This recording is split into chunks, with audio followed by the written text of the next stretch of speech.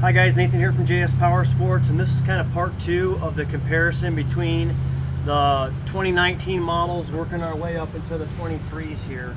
And so back to this one here.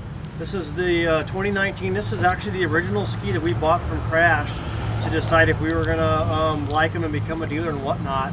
And just fell in love with this thing right away. The hull is just absolutely amazing. And the power compared to our old Cowie 750s and stuff, and even our Yamaha 701s and Richters and Havocs and some of the other skis we built, this was just a lot more fun and more stable all the way around. But getting into the nitty gritty here, inside 997 carbureted engine. They had some slight issues with people having to crack the tank over because they didn't originally have a pressure relief valve on the tank, which they later on we added them on. It solved a lot of those issues with carburation not quite running right because improper pressures within the tank, and this evened it out, made it really nice. The other small issues that we had, the batteries were really not big enough, and so they caused some heat and they caused some starters to go out.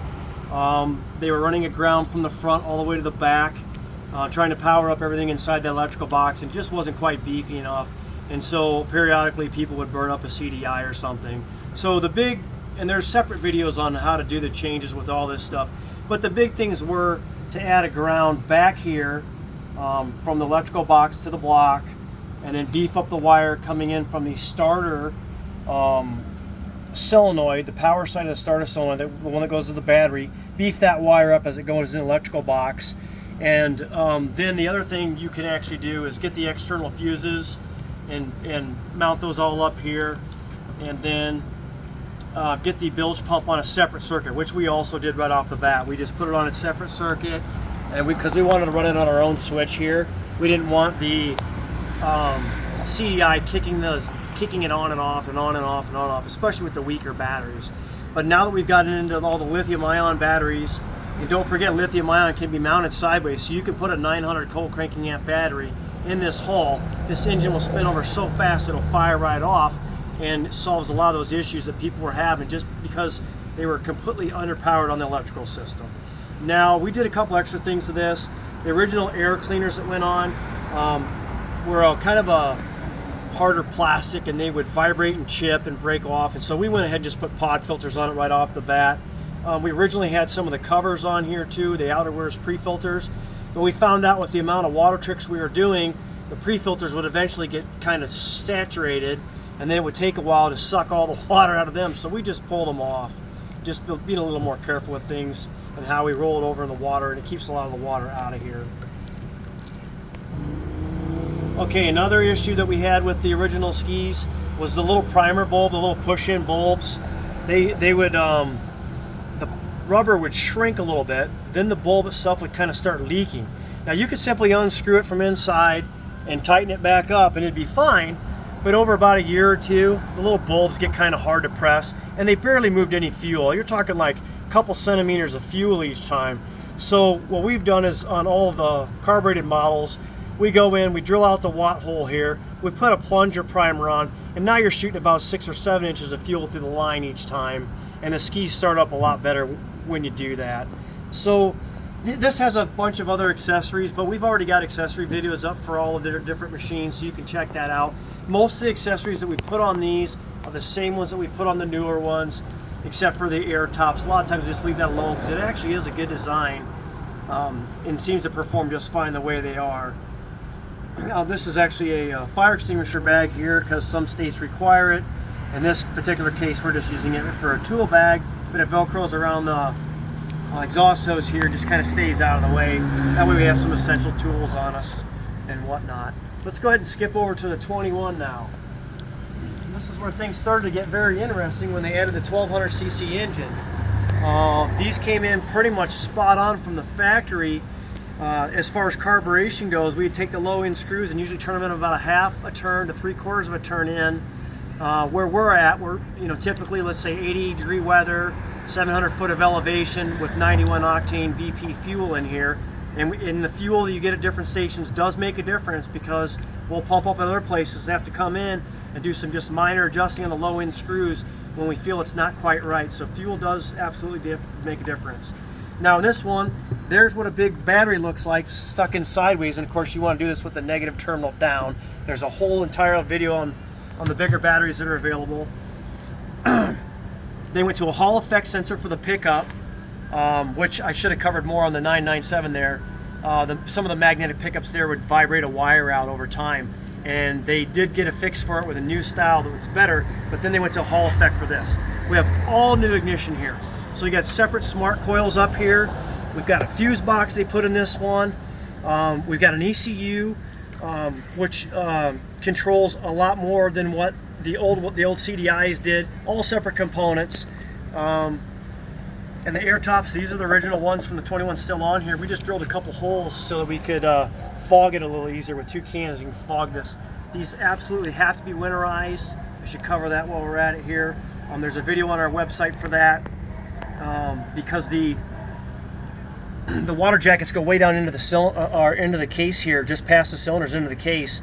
And there is plugs back here. You can drain it from the plugs, but it's so much easier just to plug it in and pump a good amount of antifreeze while the engine's running. Of course, like I said, there's a video for that.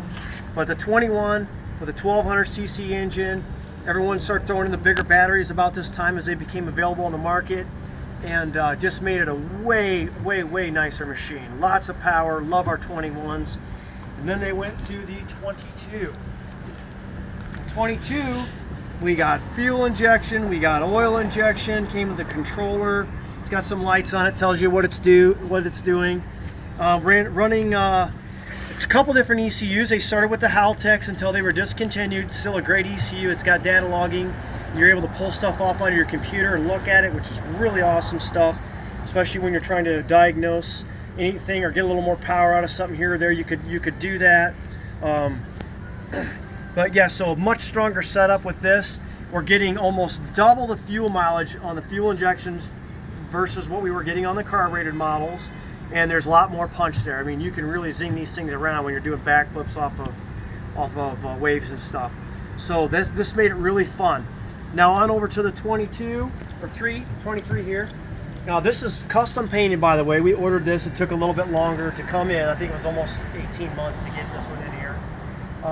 So everything's exactly the same as it was on the 22, except for they knew they were going to release the Predator RR, which is their race model now, and so they add this extra cooling line in the front. Now we never had an overheat problem before, so it's maybe a little overkill for this machine, but for the RR, someone running higher speeds, possibly the Reaper Model 2, that might just help keep things just a tad bit cooler. On the end here is also another 23. This is the Carbon Fiber Pro model. So it's about 30 pounds lighter than the rest of these. Also another phenomenal ski. It's got a little bit flatter bottom. I won't get on all the whole design here. Basically there's 4 main models, and the whole design changes just a little bit between them. But the most popular model is the Footrocket, which was formerly the 50 cal. It's got the built-in sponsons on it, so it's about 4 inches wider in the front than your normal 750 or Superjet, and about 2 inches wider in the back, just because of the way that Krash did the hull design. We love these hulls. They handle so well. They're very forgiving. If you do a spin and you don't quite make it, a lot of times if you land good, this thing will just keep spinning in the water, and you can ride right out and go, wow, cool, I did it, you know. Back flipping them, super easy to backflip, especially off a boat wake, which is where I recommend that you start off. Start off with a wake boat, work your way down till you get to a john boat. By then you can make your own wake and come around, and if your timing and all your other talent is there, you can pull off a flat water backflip. They weren't designed to be a true flat water competitions type ski. Those skis are a lot smaller, a lot narrower, a lot shorter handle pulls, and a lot harder to ride until you have the talent. And then once you're whipping that little sucker around, of course you can see guys do lots of combo tricks and so on. But this is a great introduction to freestyle. It's a great free ride ski for in the ocean. Any one of these I'd take any day and go. We love these things. We're having a blast on them.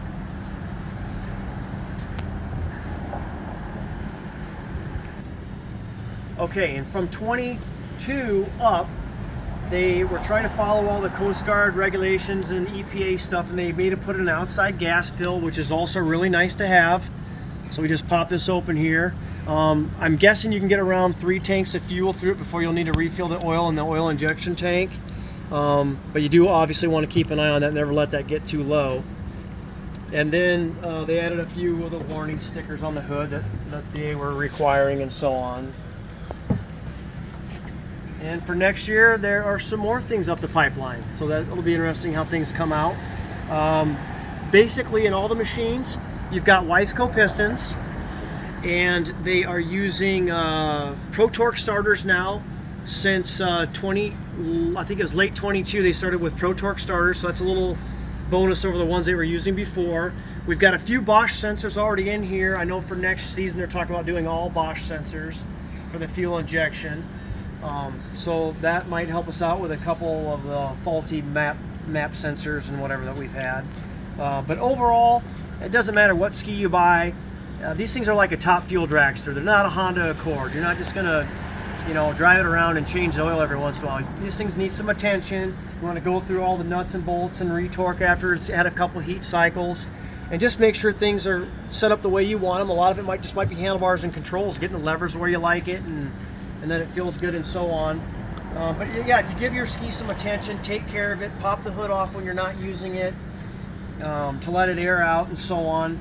These things are going to last a long time for you. They absolutely have to be winterized correctly, so that they'll make it through the winter without blowing out a gasket or busting the case, because ice is a very, very powerful force of nature. Okay, so the overall deal is going back to the 997 2019 model, which is basically the same for 2020. It's a great ski to get you on the water having some fun, but if you got a little extra cash, I would consider the 21 model, if you can find any left out there, if you're looking for a used ski, because that'll get you into 1200. It's a lot more punch, a lot more power, more responsive on the low end especially, great unit. And then if you want to step it up one step further and you want the most response you can get, this fuel injection is definitely the way to go. Like I said, more fuel mileage anyways, but way punchier on the throttle. For the guys that are complaining that it's too much power, which we've had quite a few phone calls for, or it wasn't quite linear, they didn't like all that punch off the low end, you can hook up to a computer. Depending upon which model you have, there's a computer data plug. You tie it in and you can go right into the program, and you can reduce the timing. You can change your fuel mapping. If let's say you're at 5,000 foot of elevation, you may need to subtract a bit of fuel out of there, and all that stuff's capable of doing on the computer. Some of the models have, or some of the computer programs have diagnostics too, where you can run your fuel injectors. You can do spark test. Some of them have data logging, so you can pull your data off and check that as well. But yeah, overall, I mean, we've been having a blast since the 19, 21 made it better, 22s, 23s even more fun. I would definitely go with the 23 or 22 at this point. It is the latest model available. We've got just a few left before we'll be out, and we won't get any until probably next summer sometime. It just takes a while to get them. But I would highly recommend getting on one of these things. We do test drives here, and give you a feel of what it feels like to be on a ski that has a lot of power to it. It's a lot different ride as well. And like I say, we're just having a ton of fun with them. But yeah, check us out on our website, jspowersports.com, and all the accessories. I'm sorry, I forgot to add this. In I think it was late 21, they actually went to some smoother levers, which have been really nice. And they also changed around the start-stop switch situation, and it's more like the old X2, and the lanyard goes over here, so you're not bumping it as you're spinning around doing tricks, and your start-stop are clear in the back here where you can see them the whole time, which is really nice. But yeah, check us out on our website for all the accessories and the other videos, jspowersports.com.